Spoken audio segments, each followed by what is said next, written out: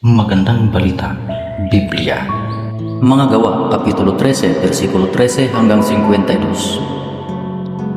Sa Antioquia sa Pisidia.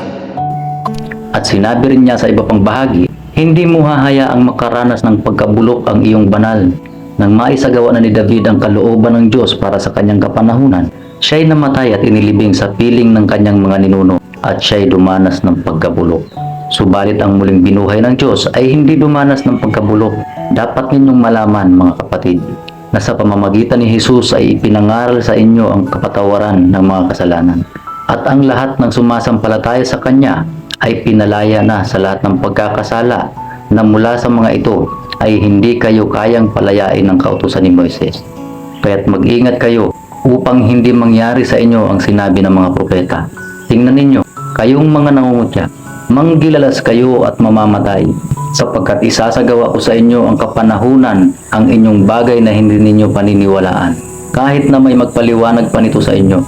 Nang sina Pablo at Bernabe ay palabas na sa sinagoga, inanyayahan sila ng mga tao na magsalita muli tungkol sa mga bagay na ito sa susunod na araw ng pamamahinga.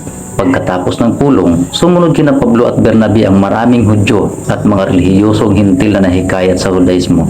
Nagsalita sa kanila ang mga apostol at pinangaralan silang magpatuloy sa pamumuhay ng nararapat ayon sa kagandahang loob ng Diyos.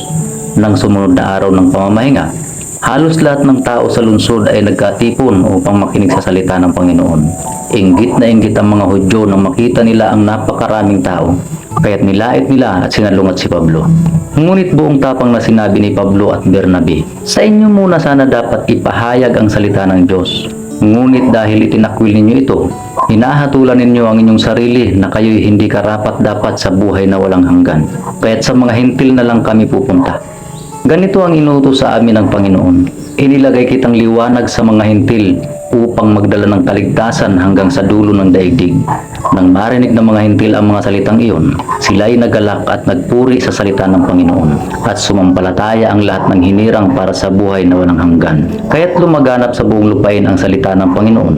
Ngunit ang mga pinuno ng lungsod at mga dibutong babae na kilala sa lipunan ay sinulsulan ng mga Hudyo upang usigin sina Pablo at Bernabe at palayasin sa lupaing iyon. Kaya't ipinagbag ng dalawa ang alikabok sa kanilang mga paa bilang saksi laban sa mga taga roon at sila'y nagpunta sa Ikonyo. Ang mga alagad naman sa Antioquia ay napuspos ng kagalakan at ng Espiritu Santo.